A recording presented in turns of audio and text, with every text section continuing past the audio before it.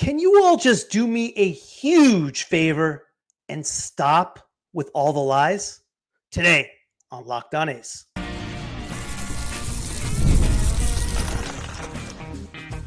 You are Locked On A's, your daily podcast on the Athletics, part of the Locked On Podcast Network. Your team every day.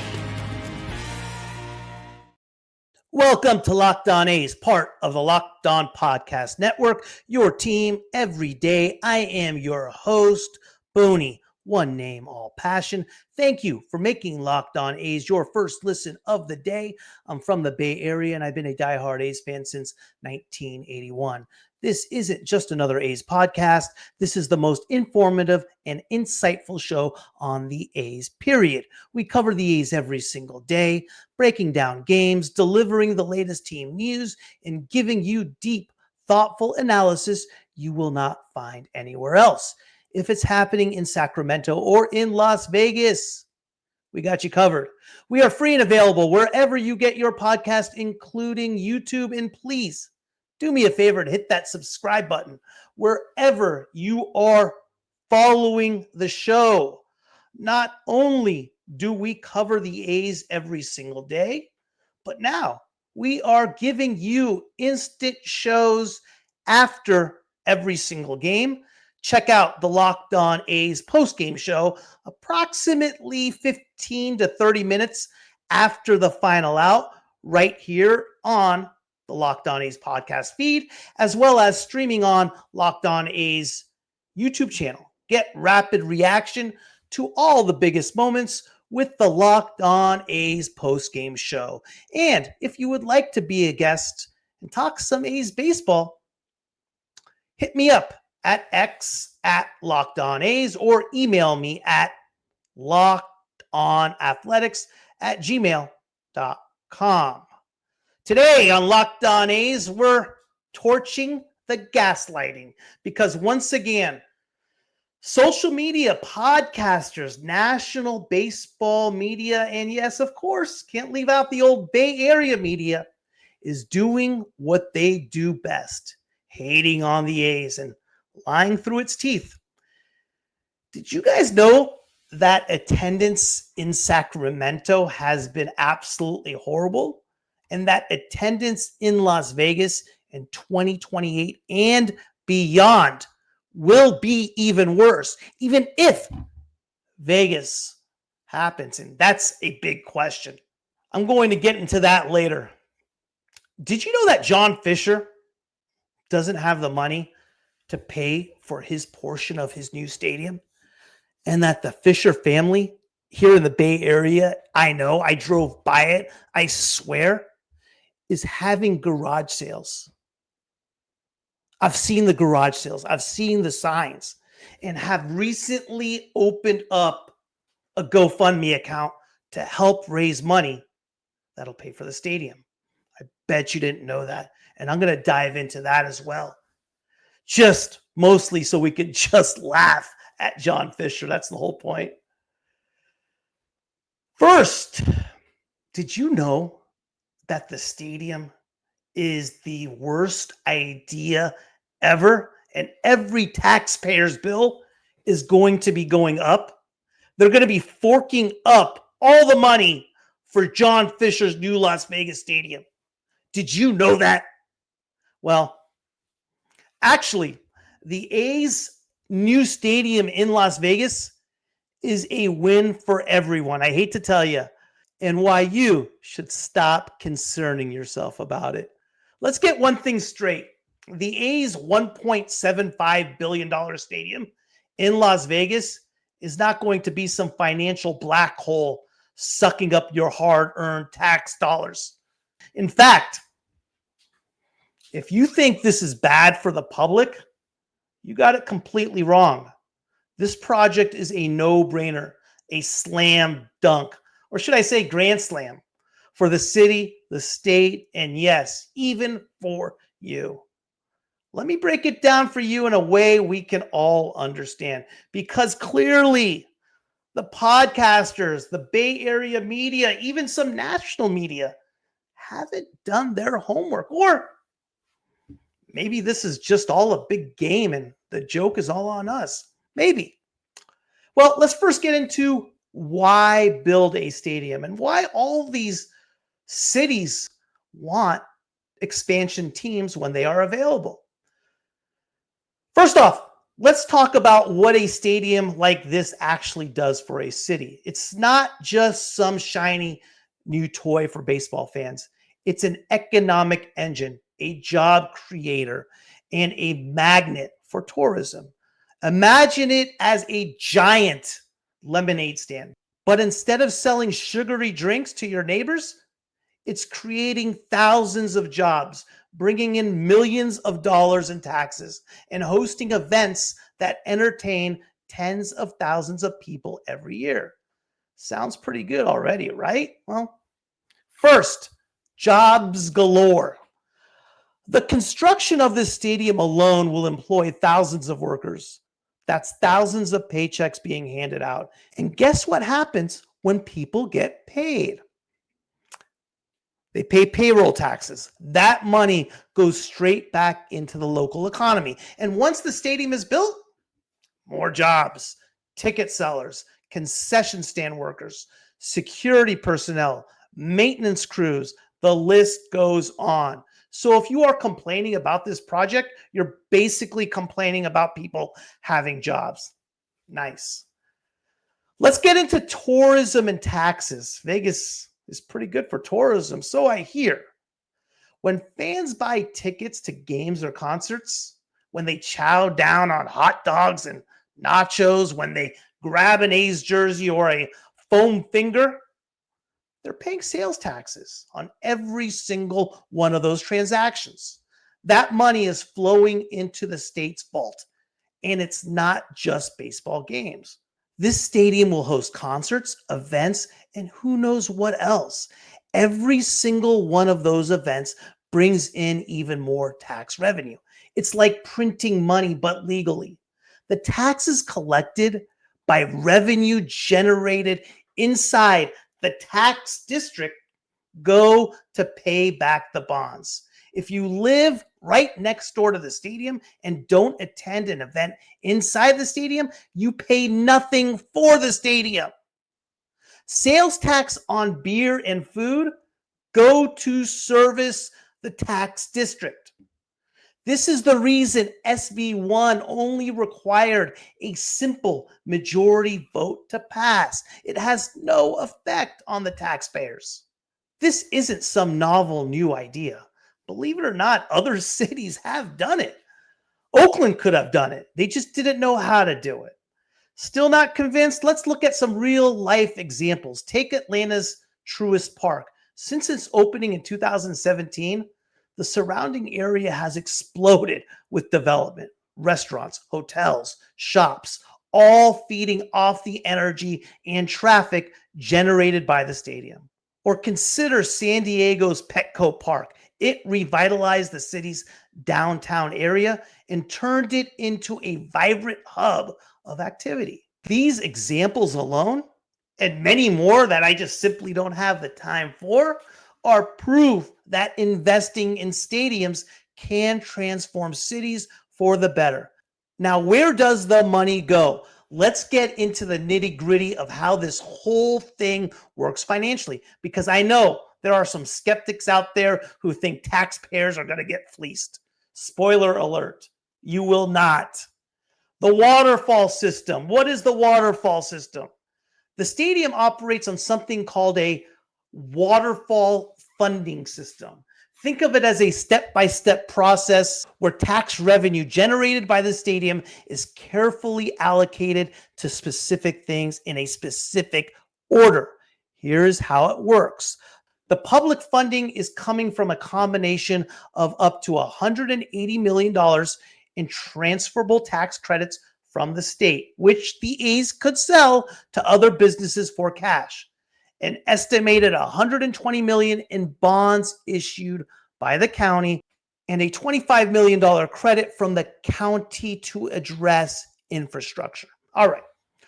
First, you got to pay off the loans, the bonds. The first chunk of tax revenue goes towards paying off these loans, about $7 million per year.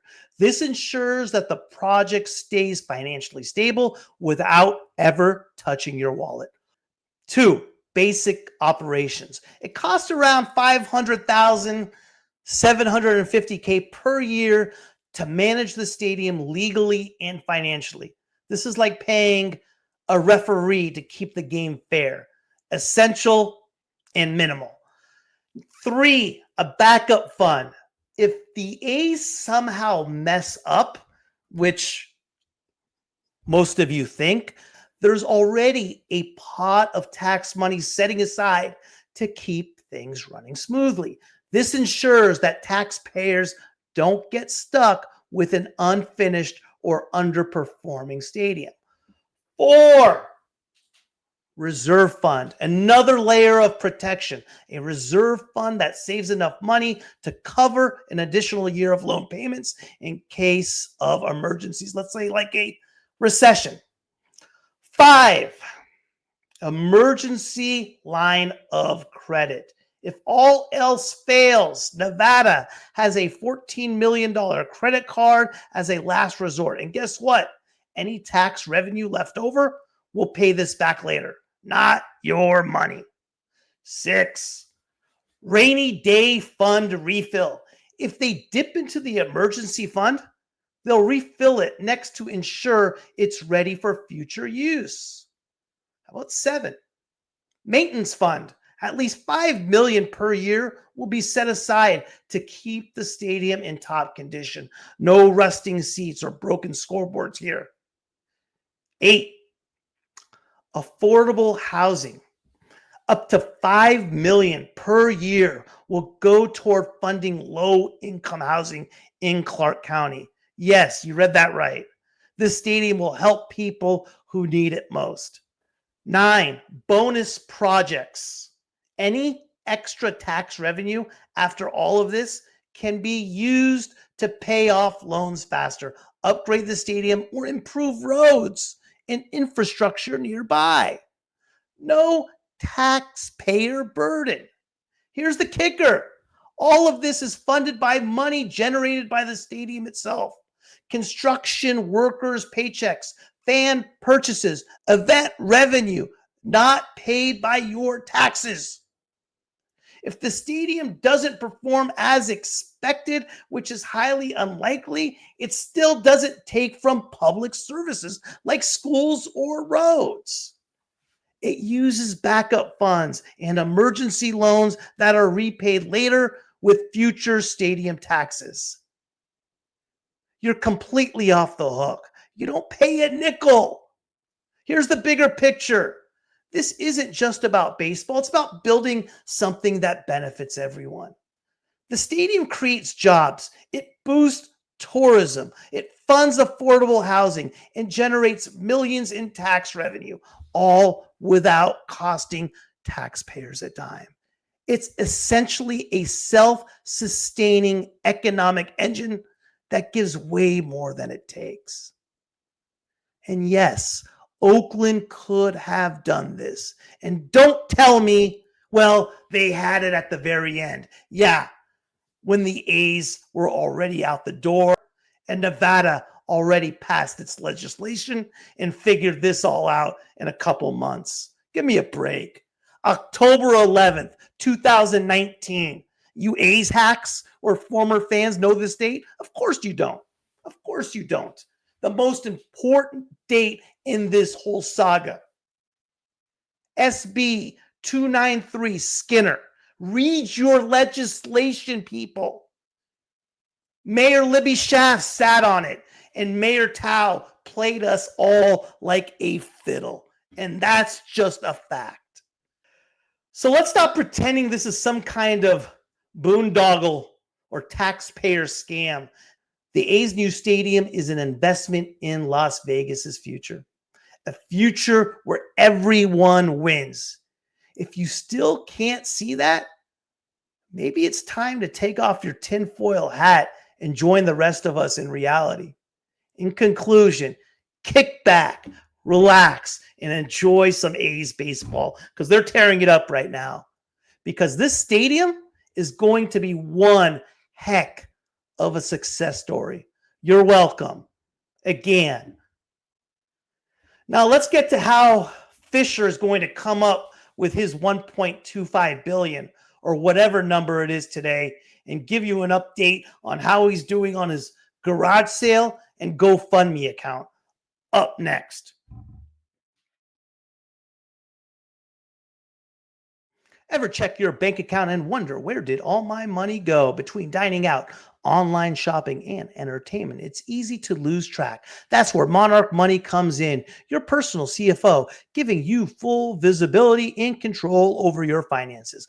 Monarch Money isn't just a budgeting app, it's a complete financial command center. You can track all your accounts, investments, and spending in one place. So you stop just managing your money and start building wealth. When I started using Monarch, I realized just how much I was spending on food delivery. Now I budget smarter and save more. Instead of juggling multiple apps, you can use Monarch to check your finances, track spending, and even plan long-term goals.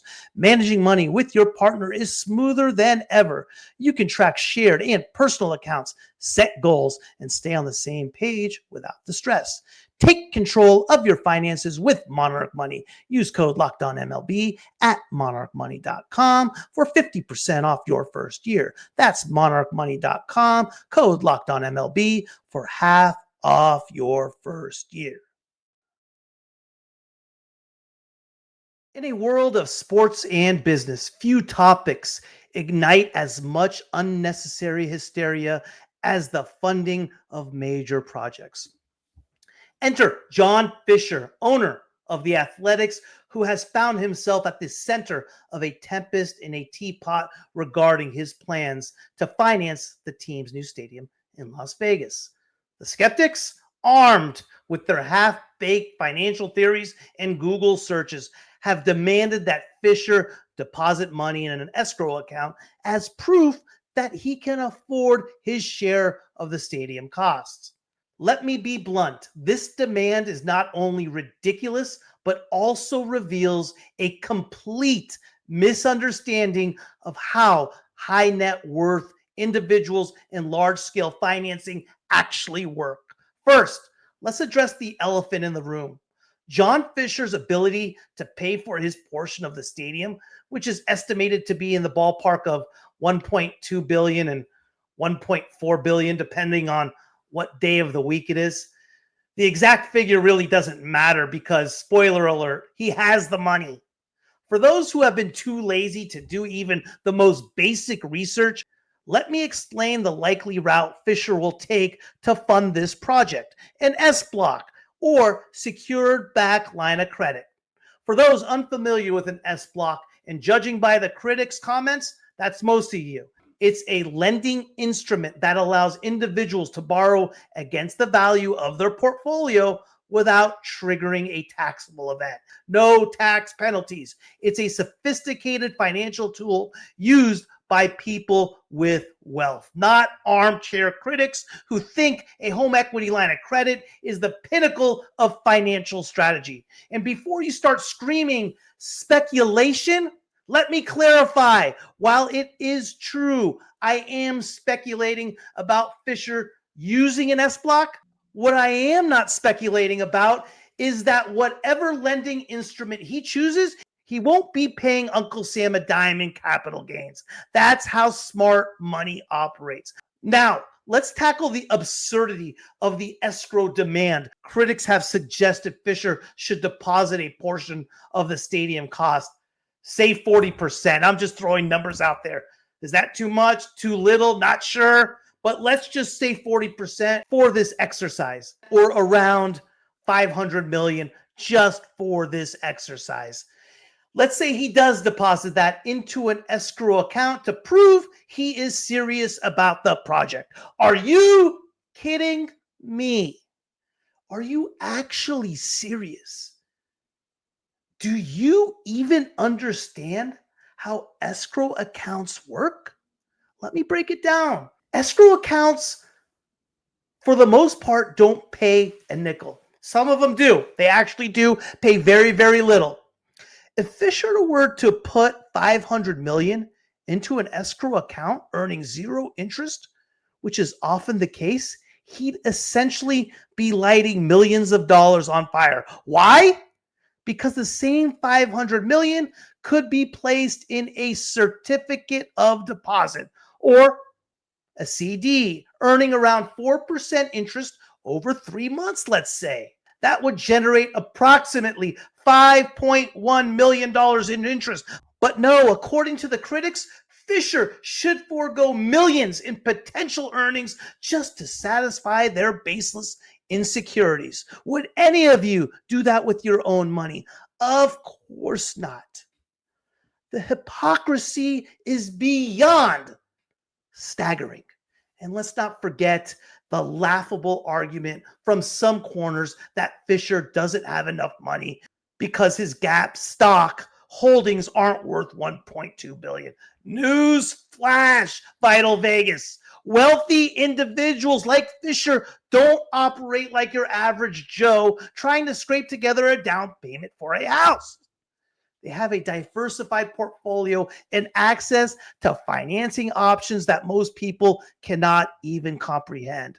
The fact that banks like Goldman Sachs and US Bank have approved Fisher for this project should be more than enough evidence that he has the financial backing to pull it off.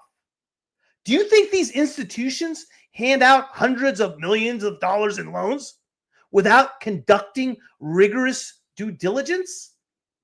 Please. Then there's the argument about interest rates. I've heard some of you compare an S block to a HELOC, whining about how high rates will crush Fisher. S block is tied to a particular index called a SOFR, the Secured Overnight Financing Rate, which is significantly lower than the prime rate used for HELOCs. These are completely different financial products, but I wouldn't expect the critics to understand that nuance. Frankly, I couldn't care less what interest rate Fisher ends up paying because it's irrelevant to the bigger picture. He has access to capital and he knows how to use it effectively. Finally, let's address the underlying tone of these criticisms: envy and ignorance. The demand for an escrow deposit is nothing more than a desperate attempt to create controversy where none exist. It's a classic case of people projecting their own financial insecurities onto someone operating on a completely different level. John Fisher doesn't owe anyone proof of his wealth or financial strategy. The banks have vetted him. That's all that matters. And if you think that is insignificant, you don't know what you're talking about. Straight up. And yes, I do know what I'm talking about on this subject especially. In conclusion, the critics need to take a step back and educate themselves before making laughable demands like escrow deposits or suggesting he doesn't have the funds to pay for his portion of the stadium. John Fisher and his family have more than enough resources to fund their share of the Las Vegas Stadium project. The real question isn't whether Fisher can afford it. He can. But why so many people are so eager to doubt him without doing even a shred of proper research. The hypocrisy and ignorance on display are absolutely nuts. It's time for everyone to stop playing armchair financier and leave the big projects to those who actually know what they are doing. Lastly, I'm going to cover how bad attendance has been in Sacramento and how bad it will be in Las Vegas. And then I'm going to drop the mic. Up next.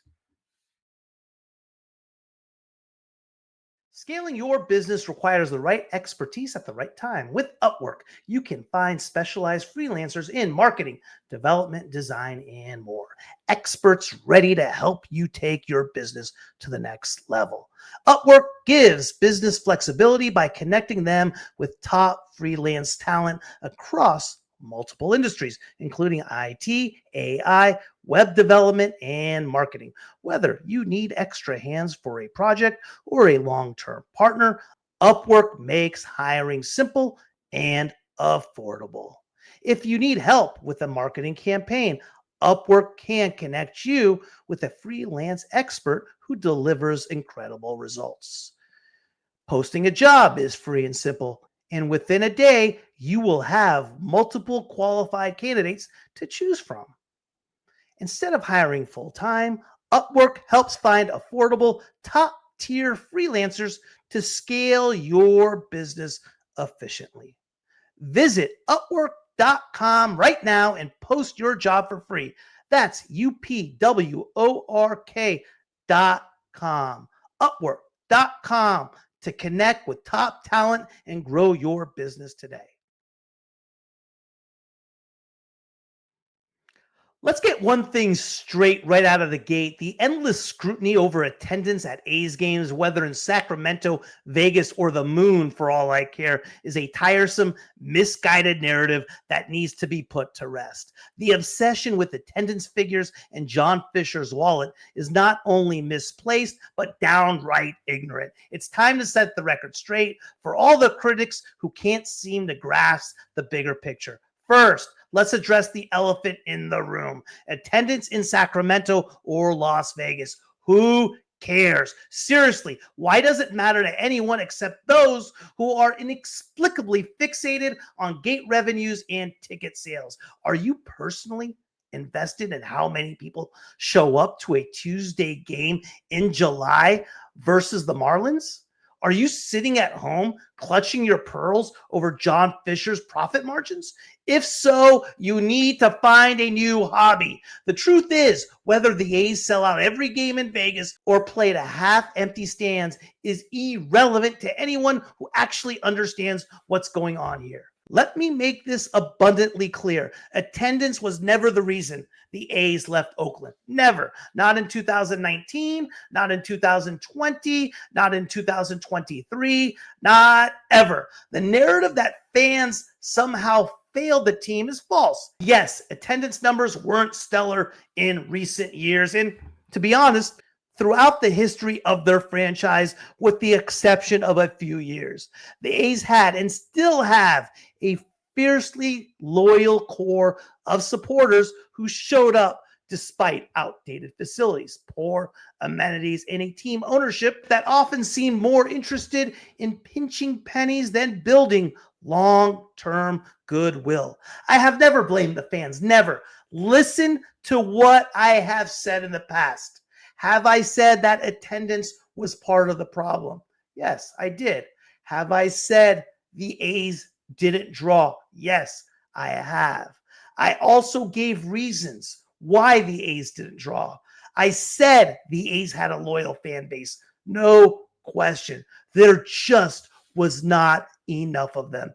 And a lack of a new stadium took East Bay families from attending games at the Coliseum to Oracle Park. But Oakland had its hardcore fans. No question about it.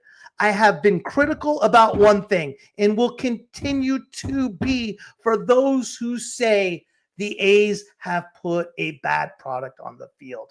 That's where I draw the line. And let's talk about that bad product on the field argument that some of you love to trot out as if it's gospel. Are you kidding me? The Oakland A's have been one of the most consistently competitive teams in Major League Baseball over the past 2 decades. 11 playoff appearances since 2000, 7th in MLB during that span, 6 most wins from 2019 to 2021. What more do you want? The 70s, the 80s, the 90s, that speaks for themselves. A gold-plated trophy delivered to your doorstep, would that satisfy you? The product on the field has been nothing short of exceptional. So spare me the nonsense about how the A's didn't deserve fan support because of their performance. That argument holds less water than a colander. Now let's get to the real issue. Why the A's left Oakland. It wasn't attendance. It wasn't fan loyalty. It wasn't even about money in the traditional sense. It was about one thing and one thing only: leadership, or rather, the complete and utter lack thereof from the city of Oakland. Let me explain. In 2019, A's president Dave Kaval and Senator Nancy Skinner worked together to establish Senate Bill 293 Skinner, a piece of legislation designed to pave the way for a new ballpark at Howard Terminal. This wasn't just about baseball, it was about creating a transformative mixed-use development that included housing, retail, affordable housing, and more. When that happened, the A's showed their commitment to Oakland by pushing for this bill and getting it signed into law. Anything that happened in the past, how many fans the A's drew, were not an issue at all. If it was an issue, Dave Kaval would have never worked with Nancy Skinner in drafting SB 293 Skinner. The A's did their part. But what did the city of Oakland do? Nothing. Absolutely nothing. They couldn't execute. They didn't know how to execute. They had years to make this happen, and they failed at every turn. The incompetence of Oakland's leadership is the sole reason, yes, 100% unequivocally, the sole reason why the A's are leaving for Las Vegas. Not attendance, not fan support, not John Fisher's bank account. Oakland's government dropped the ball, plain and simple. So why are we still talking about attendance? Why are so many of you obsessed with this irrelevant metric that goes on in Sacramento? And why are you speculating about it in Vegas when that's still 3 years away? Is it because fans want to say, hey, we were never the problem? It was always John Fisher, rather than confront the uncomfortable truth about Oakland's failed leadership? Is it because some of you can't stand the idea that this move has nothing to do with John Fisher? Whatever your reasons, they are wrong. Dead wrong. And let me tell you something else. I hope attendance in Vegas and Sacramento isn't great. I really, really do. You know why? Because then I can snag a ticket right behind the dish for $30, just like I used to at the Coliseum. That's right. I said it. Fewer people showing up means I get a better ticket for less money. The bottom line is this. Stop obsessing over attendance numbers and start focusing on what really matters. The A's didn't leave because of fans or ticket sales or even, John Fisher. They left because the city of Oakland failed them. Until you can accept that reality and stop clinging to your tired, baseless narratives, you'll never truly understand what happened here.